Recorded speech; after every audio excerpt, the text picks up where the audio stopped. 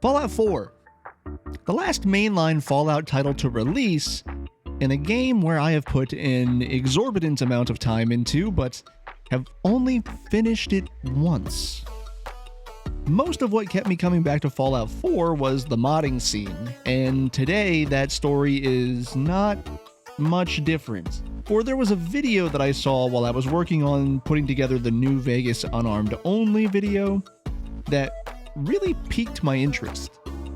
I saw ItsJabo play through Fallout 4 with all legendary enemies on survival. Heads up here, if you want to watch someone who knows what they're doing and is actually competent at the game, then go watch Jabo. It's a great watch and you will enjoy yourself. That being said, I was already toying around the idea of doing a loot randomizer run for Fallout 4, and then after seeing the legendary mod in action, I thought, hey, why not just do both at the same time? That's right, this is a Can I Beat Fallout 4 if every enemy is legendary and all loot is random challenge run. Just to set the rules and to let you know the mods that I was running for this challenge run, they are as follows. 1, we gotta beat the game. The main storyline needs to be beat. 2, we have to do it on survival difficulty.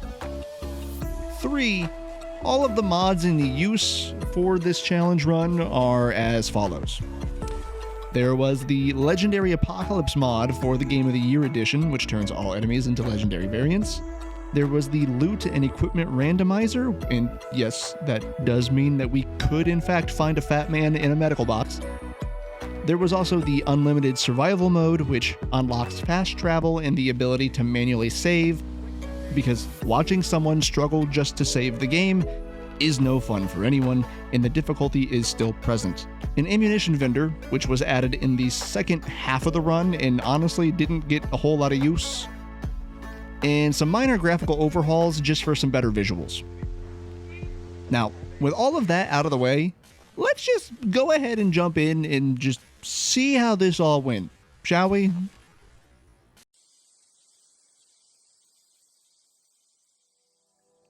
So starting things off, we made our handsome and dapper gentle sir of a character before skipping the intro and waking up inside of a vault pod, where we watched some bald dude cap a lady and carry a toddler off to his big shiny van off screen.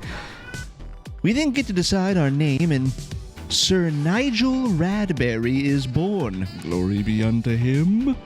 And his special stats are chosen as follows: 6 in strength, 4 in perception, 7 in endurance, 1 in charisma, that's our dump stat, we aren't going to be needing that, 3 in intelligence, 4 in agility, and finally 3 in luck. Once the computer terminal recognizes us as a member of Vault 111, it opens the door for us and we begin our crawl through the vault. This is also where we manually set our level to 8 to kickstart the Legendary Enemies mod into action, and we equip a baton, loot a baseball bat from a nearby desk, and fill up a lot of empty beer bottles with fresh water, since this vault does have a functioning water chip. From here, we spent a few attempts at clearing out the rad roaches by just bending over and letting them have their way with us however they wished, until we started to click with how this survival run was going to work mechanically. And that being not trying to face tank everything, even a rad roach.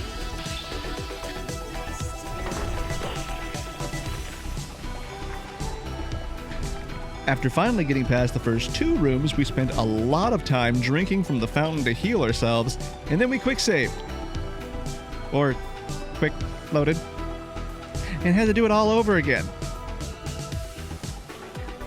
Once finally past that section, we pick up some meds and the 10mm pistol, which allows us to easily clear out the rest of the vault, getting a lot of leg armor in the process, but nothing super great for our starting loot pool. Once we get out of the vault with our Pip-Boy, I decided to add both a run timer and a death counter because I was curious as to how long and how many it would take me to finish this run going forward. Once topside, we grabbed some easy, quick loot checks in Sanctuary. Okay, so the randomized loot's going to be a little interesting with this, which so far not fantastic, also not like horrible, but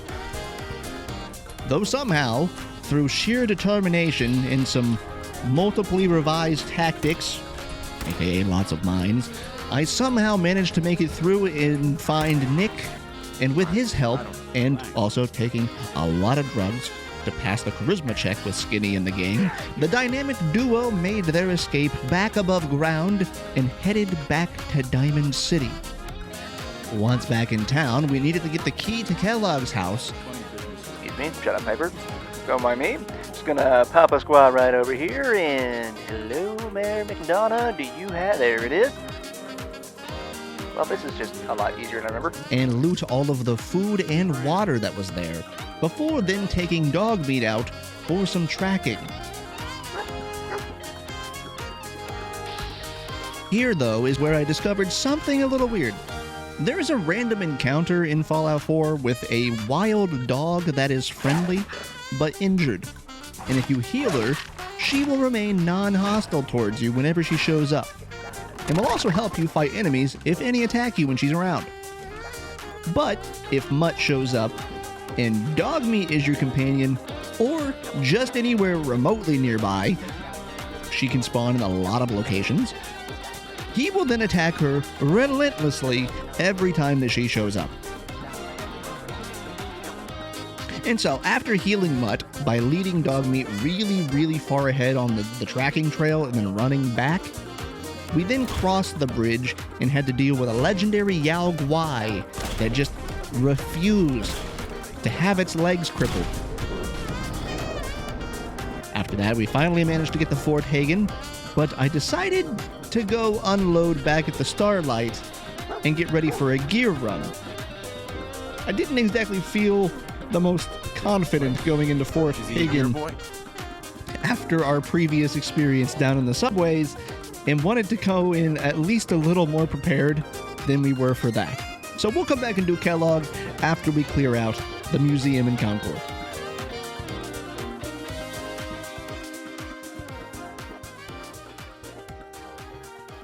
So we went and we cleared out the museum of raiders.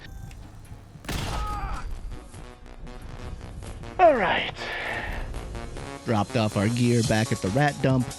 The pile grows ever so slowly. And then And here made we our go. way back to Fort Hagen.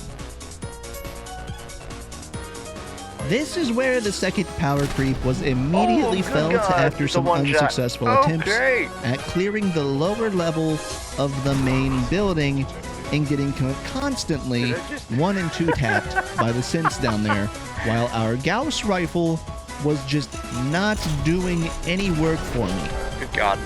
I figured we would need to leave and hunt for levels and some better gear before we could get anywhere near Kellogg if the couple of synths in the start of the building were giving us issues. Maybe an investment into some explosives would help, but we'll just have to see. Okay, hold on there. 50%? What do you mean, 50%? Also, the fact that everything keeps spawning with Gauss rifles and alien blasters is very concerning.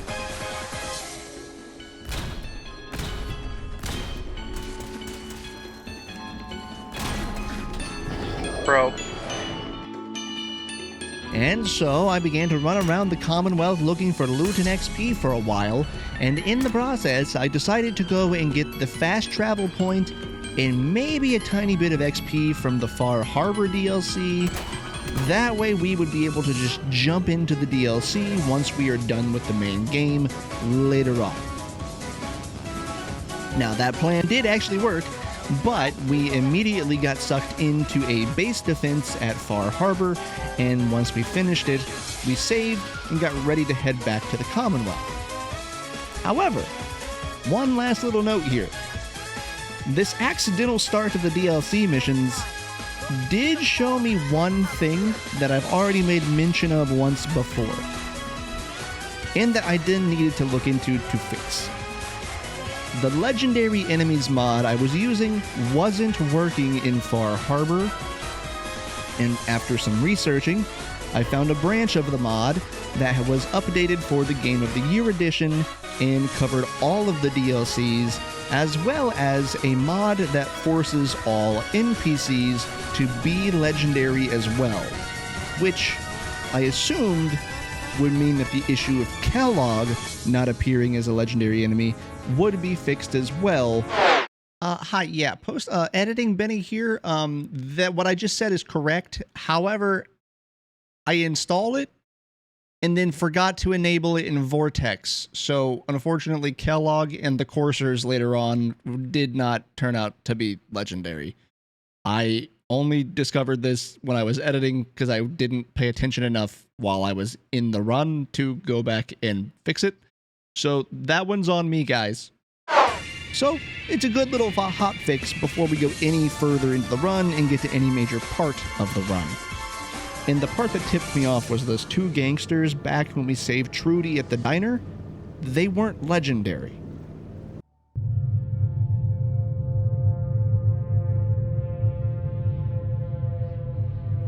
Now, once we got back to the Commonwealth, I really needed to figure out how to get some good damage reduction, because taking any hits just brutalized me. I also didn't know which faction to side with in this run, as I had only previously finished Fallout 4 once and did the Institute ending. So, after a tiny bit of research and figuring out if it was possible before Kellogg, I decided to go and join the Railroad and worked on getting Ballistic Weave to see if at least rank 2 on my clothes would make any kind of difference. While out grinding for experience and getting progress towards the weave, robots then kept spawning and hunting me down back at the Starlight, and shortly after that we met Ada. And I guess that just means that the Machinist DLC is active already? So that's fun. Anyways, after a lot of sidetracking, I finally got the materials and the perks to put Mark III Ballistic Weave on my army fatigues, which is honestly a huge boost to our armor that we didn't have going for us. And so, with the prep out of the way and now feeling slightly more confident in my chance of survival, I ventured back to Fort Hagen and began the descent. Looking at my notes, the only thing I have wrote down for Fort Hagen is a huge difference. And we ended up taking down Fort Hagen with only one unfortunate death from an ambush. So I'm just going to put the clips up on screen before I continue on. I'm assuming that just means that because it's been a minute, that we made it through the troublesome area without any issue, in the following tunnels that came after that without many more issues. Anyways, getting all the way to Kellogg, who I was a little more worried about than the synths, I had a tiny little idea to take down legendary Kelly G, and the plan is made up of 2 words. Nuke mine. See? I got the idea from something I did a little earlier with some explosives in the subway. So, the way this worked was I ran in. I already knew I was going to end up fighting Kellogg, so I just jumped over the first set of desks, cooked and tossed, and immediately ducked after throwing the nuke mine over them towards Kellogg, and then the nuke went off. We took no damage outside of some minor rad buildup, and a quick pop around the corner with bats, and Kellogg was done for, boys. Super simple! One nuke mine made all the difference. And also the fact that if you're hiding behind the desks in that area count as a wall, so we just didn't take any damage because the game thought we were around a wall. Anyways, once topside again, the Brotherhood make their dramatic fly-in. Do not interfere. Our intentions are peaceful. Who is it? We are the Brotherhood of Steel. Who? And we finally head back to the Starlight and dropped off our new haul before going back to the detective agency in Diamond City. And that's right, it's finally time for everyone's favorite part of Fallout 4, the Memory Den.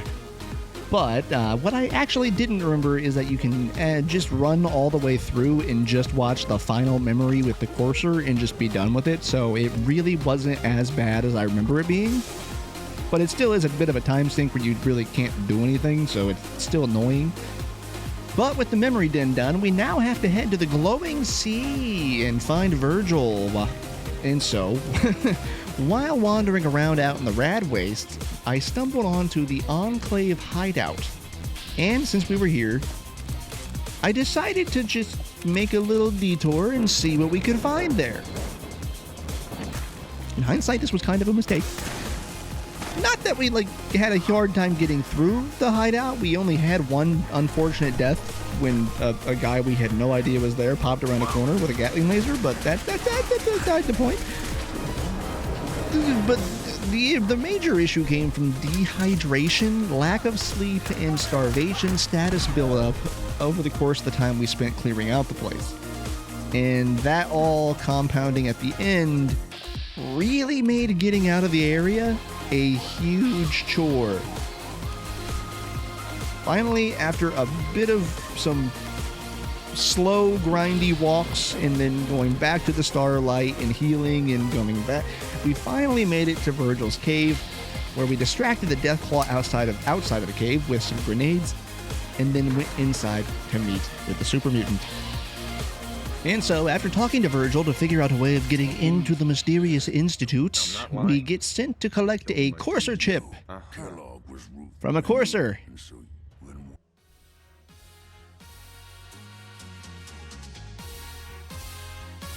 After making the CIT tower climb, filled with legendary gunners and many, many deaths to explosives in tight corridors. The Courser fight is actually done incredibly quick thanks to Jet and other drugs we dump into ourselves before we enter the Courser's room, and we finally get the Courser chip, which we then take all the way back to the railroad and have it analyzed, and then we go through the process of building the teleporter over in Hangman's Alley, where, once complete, Dez and Tom send us in and we set the teleporter off, winding up inside of the Institute. While here, we have to go and meet with Patriot, since we are ultimately going to side with the railroad in this run, and we set that plan in motion. You know, the one to free all the synths from the Institute? That one? That plan? Now we just have to play through the Institute storyline until Z1 tells us that he and the other synths are ready for the rebellion. Which means we now need to reclaim Gabriel, which goes swimmingly.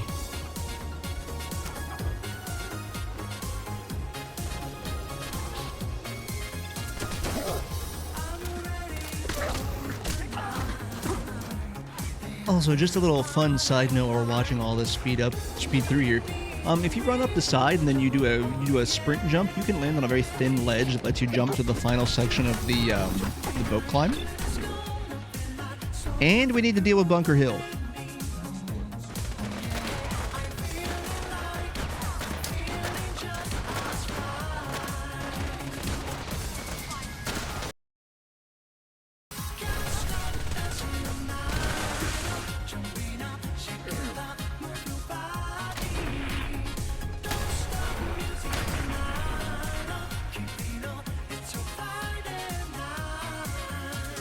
And with those two parts out of the way, finally, we need to go and take on the Brotherhood at the Mass Fusion Building. And good God, I don't think this section is possible without drugs. If you aren't popping Psycho, Buff Out, Jet, and Med-X like someone's Happy Skittles, then you're cooked here. I do not think you can do the elevator section cleanly, like without deathless in this run. I don't think you can. I really don't.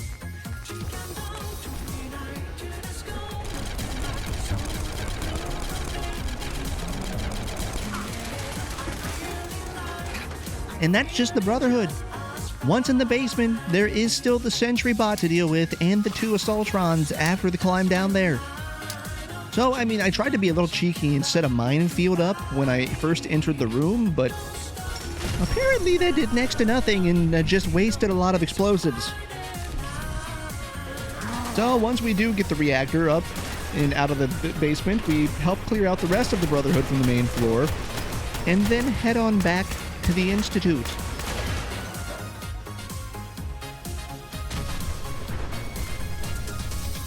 Where, after bringing the Institute questline to its conclusion and saving the Gathering Party from the synth security force down in the basement, we meet with Z1 and learn of the Brotherhood's plans to attack the railroad. So we head back to warn them. What happened? A friend who...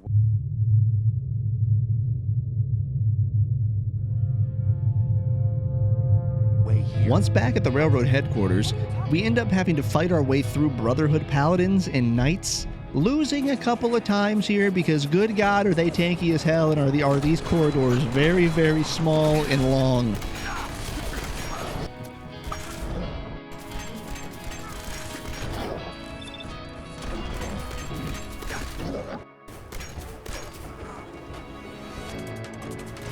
After repelling the Brotherhood of Steel at the church, we then decide to take the fight to them.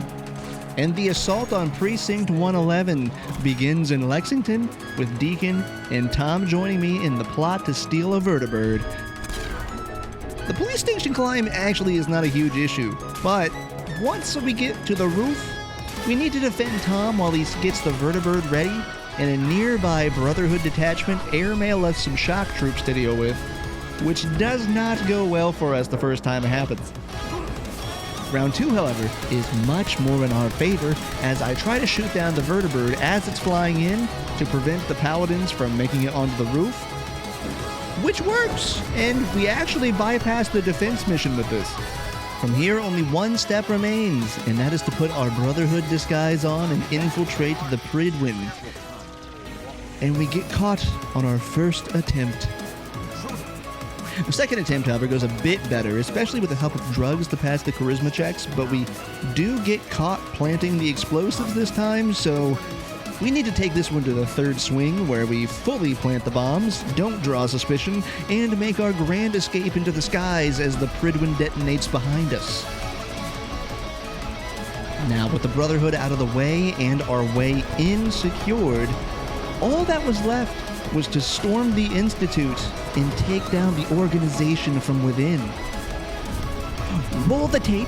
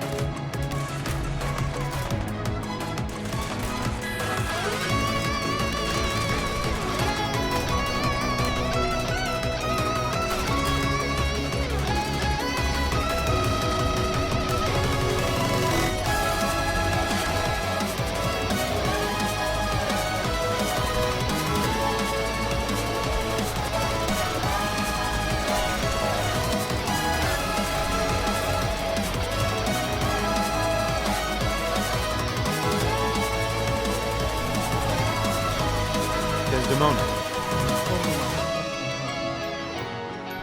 Now I can breathe.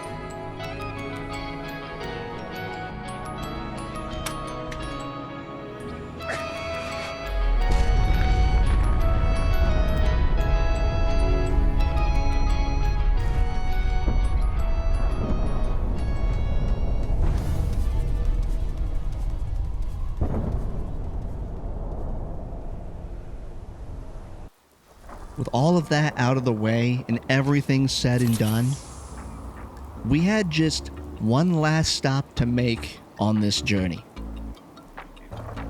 Back to the Starlight, we need to drop off one last haul of goodies to the dump. As pale of an imitation as it is.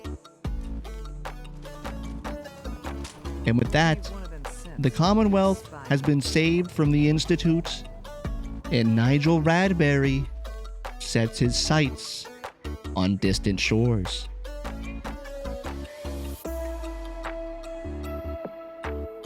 Friends, if you made it to this part of the video, then I just want to say thank you for watching. And if you enjoyed it, then please go and hit that like and subscribe button, as it really does help the channel, especially since over 90% of viewers are not subscribed. That being said, this was an incredibly fun run to do as a noob run and not having played much of 4. And I am looking forward to starting the DLC portion of the challenge after this video goes up, which will be streamed live on Twitch as well, by the way. If for no other reason than just to finally get to play the DLCs for the first time. Remember to take care of yourselves, and I'll see you all again soon.